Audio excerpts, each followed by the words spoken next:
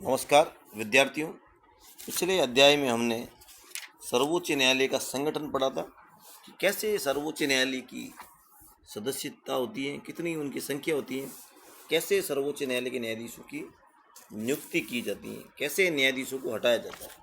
आज हम देखेंगे सर्वोच्च न्यायालय द्वारा क्या क्या कार्य किए जाते हैं, उसका क्षेत्राधिकार कहाँ कहाँ होता है। सर्वोच्च न्यायालय के क्षेत्राधिकार में प्रथम आता है प्रारंभिक क्षेत्राधिकार। प्रारंभिक क्षेत्राधिकार को दो भागों में बांटा जा सकता है, प्रारंभिक अनन्य क्षेत्राधिकार और दूसरा होता है समवर्ती प्रारंभिक क्षेत्राधिकार। अनन्य क्षेत्राधिकार का मतलब है कुछ मामलों की सुनवाई केवल और केवल सर्वोच्च न्यायालय ही कर सकता है, दूसरा अन्य न्यायालय इसकी सुनवाई नहीं कर सकता। ऐसे मामले होते हैं भारत सरकार तथा एक या एक से अधिक राज्यों के बीच विवाद, भारत सरकार संघ का कोई राज्य या राज्यों तथा एक या अधिक राज्यों के बीच विवाद, दो या दो से अधिक राज्यों के बीच संवैधानिक विवाद। इस अधिकार द्वारा सर्वोच्च न्यायालय न केवल विवादों को सुलझाता है बल्कि संविधान में दी गई संघ और राज्य सरकारों की शक्तियों की व्याख्या भी करता है। समवर्ती प्रारंभिक क्षेत्राधिकार संविधान द्वारा मूल अधिकारों को लागू करने के संबंध में उच्चतम न्यायालय एवं उच्च न्यायालय दोनों को अधिकार प्रदान किए गए। जब किसी नागरिक के मूल अधिकारों को हनन होता है तो वो सीधे उच्चतम न्यायालय या उच्च न्यायालय में जा सकता है। दूसरा होता है अपीलीय क्षेत्राधिकार। उच्चतम न्यायालय अपील का अंतिम न्यायालय है।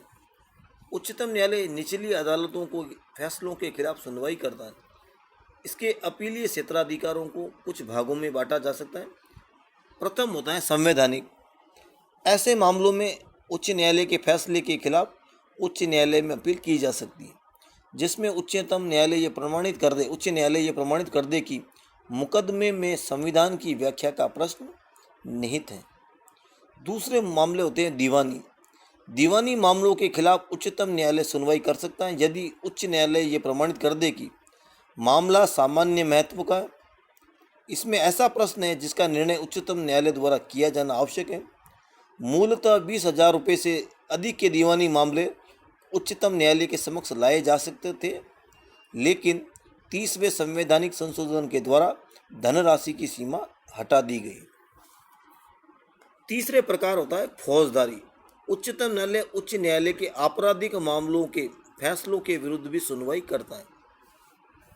यदि उच्च न्यायालय ने आरोपी को मुक्त करने के आदेश को बदलकर फांसी की सजा दी हो, किसी अन्य न्यायालय से मामला लेकर आरोपी को फांसी की सजा दी हो, उच्च न्यायालय यह प्रमाणित कर दे कि संबंधित मामला उच्चतम न्यायालय में ले जाने योग्य है। और चौथा और अंतिम प्रकार होता है अपील की विशेष अनुमति। कुछ मामले जो ऊपर दी गई दीवानी, संवैधानिक और फौजदारी मामलों में नहीं आते, ऐसे विशिष्ट मामलों में सैनिक न्यायालयों को छोड़कर सर्वोच्च न्यायालय में अपील की अनुमति सर्वोच्च न्यायालय दे सकता है। तीसरी शक्ति होती है सलाहकारी क्षेत्राधिकार।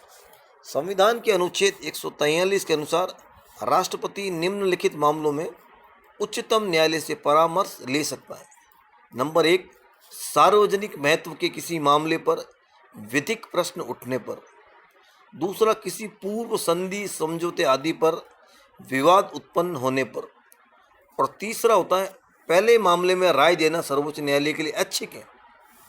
मतलब सार्वजनिक महत्व के मामले पर राय देना सर्वोच्च न्यायालय के लिए ऐच्छिक है, लेकिन किसी पूर्व संधि, समझौते आदि पर विवाद होने पर सर्वोच्च न्यायालय को राय देना ही होगा, राय देना अनिवार्य है।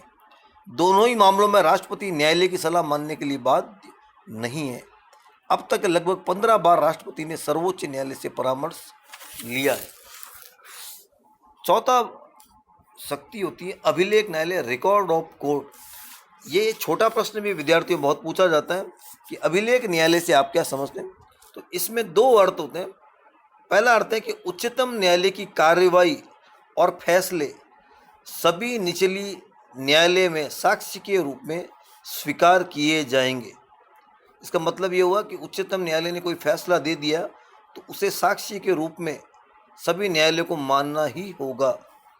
और इसका दूसरा अर्थ है, द्वितीय अर्थ है कि न्यायालय की अवमानना करने पर न्यायालय को दंडित करने का अधिकार है।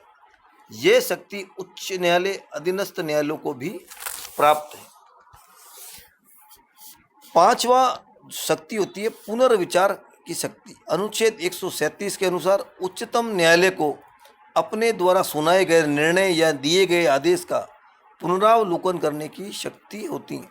मतलब सर्वोच्च न्यायालय ने जो निर्णय पहले दिया उस निर्णय को वापस अवलोकन करने की भी उसके पास शक्ति होती है।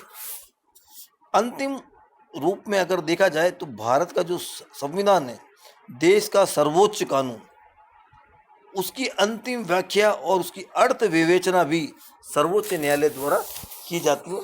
इस प्रकार भारत के सर्वोच्च न्यायालय द्वारा व्यापक कार्य किए जाते हैं। धन्यवाद।